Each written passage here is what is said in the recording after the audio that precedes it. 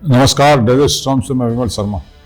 लोकतंत्र के सबसे बड़े उत्सव चुनाव में कल देर शाम को चुनाव संपन्न हुए।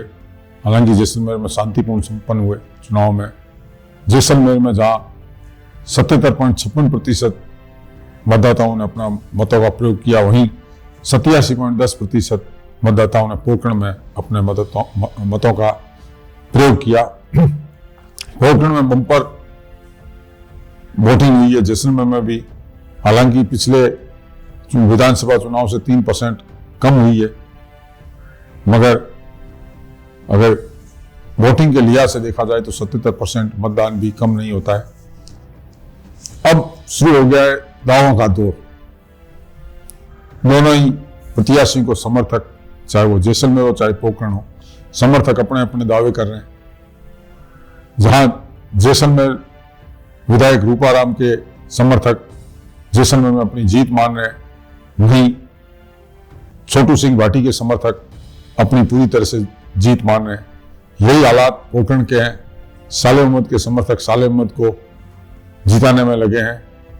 उनका गणित जो कागजी गणित है, 3 तारीख को जब तक मत पेटियां नहीं खुलेगी, जब तक कागजी गणित ही लगाई जाएगी, हर कोई अपने अपने दावे करेगा। प्रतापपुरी महाराज के भी समर्थक है जो भारी संख्या में जीत का दावा कर रहे हैं। डेजर्ट स्टॉर्म ने कल दिन भर जैसलमेर और पोकरण विधानसभा क्षेत्र का दौरा किया और जहां जहां वे गए उन्होंने उस क्षेत्रों का ट्रेंड देखा।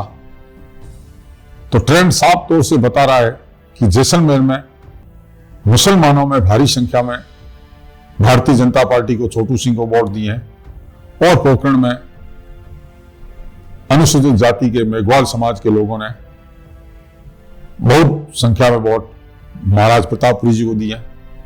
पोकरण में यह देखा गया विशेष तौर से कि पोकरण के लोगों में 2018 में जो मात्र 872 वोटों की हार हुई थी प्रतापपुरी महाराज की, वो टीस थी और इसको लेकर बढ़ चढ़कर मतदान कर रहे थे।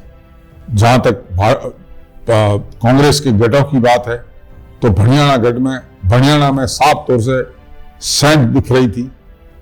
प्रतापपुरी महाराज को भारी संख्या में वोट जाते दिख रहे हैं। सांकड़ा लगभग एक तरफ चल रहा था। मदासर, राजमथाई, ऐसे अनेक बूथ, फलसून, इस तरह से ऐसा लग रहा था कि पोकरण विधानसभा क्षेत्र में प्रतापपुरी महाराज आसानी से जीत जाएंगे। हालांकि उनके समर्थक 20,000 से अधिक का दावा कर रहे हैं, मगर जो जमीनी हकीकत है वो यह बताती है कि वो उनका पलड़ा निश्चित रूप से भारी है।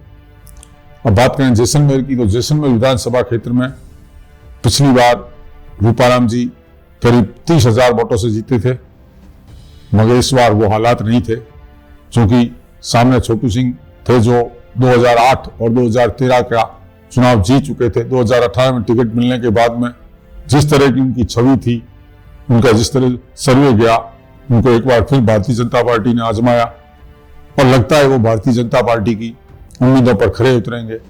उनकी छवि को देखते हुए और साले मोहम्मद और रूपाराम की जो सियासी दुश्मनी है, उसका भी फायदा छोटू सिंह को मिलता हुआ दिख रहा है। जैसलमेर में मुसलमान वोटों ने शायद पहली बार कमल के फूल पर जमकर ठप्पे लगाए हैं।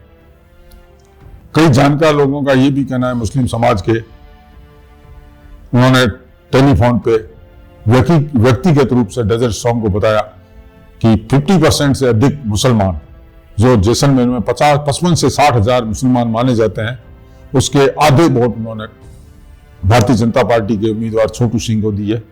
उसके पीछे उन्होंने 3 कारण बताए। एक तो जो सरपंच चुनाव हुए थे, पंचायती राज चुनाव, उसमें जो आपसी कांग्रेस में आपसी फूट थी, उसकी नाराजगी सरपंचों में और आम मुसलमानों में बहुत थी। इसके अलावा जो रूपाराम वर्सेज साले अहमद की जो सियासी लड़ाई थी, उसका भी असर यहाँ साफ दिखाई दे रहा था। हालांकि ऐसा लग रहा था कि सरकार के प्रति एंटी इनकम्बेंसी नहीं दिख रही है, मगर रूपाराम के प्रति यहाँ एंटी इनकम्बेंसी दिख रही थी। सरकारी कर्मचारियों में नाराजगी थी।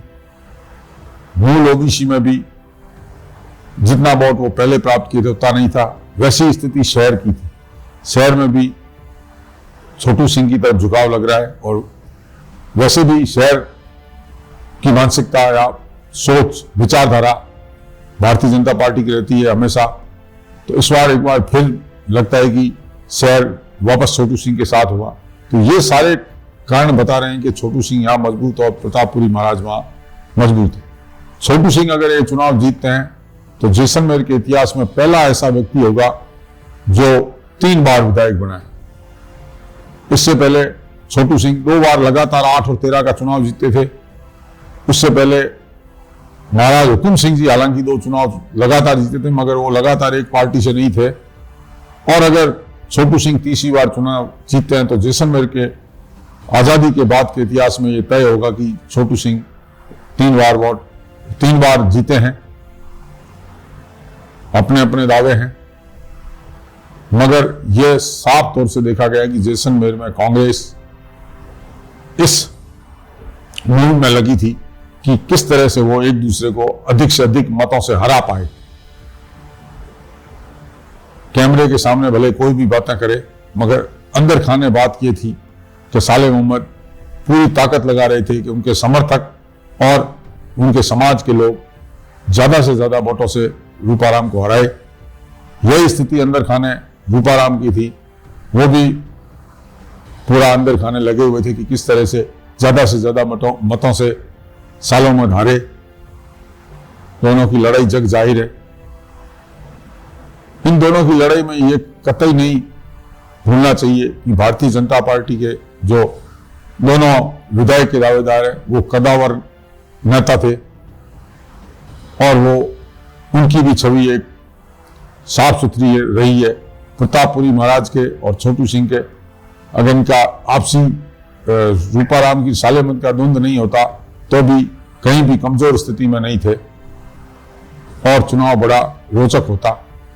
और अभी भी हालांकि 3 तारीख तक सब अपने दावे करेंगे और दावे में अपनी जीत बताएंगे और अपनी अपनी गणित कागजों में लाएंगे। इतने वोट इसने दिए, इतने वोट इसने दिए। वही स्थिति भाजपा की होगी, वही स्थिति कांग्रेस की होगी। मगर 3 तारीख को जब मत पेटियां खुलेगी तो दूध का दूध, पानी का पानी हो जाएगा। डेजर्ट स्टॉर्म के लिए अब तक के लिए इतना ही। धन्यवाद। जय हिंद, जय भारत।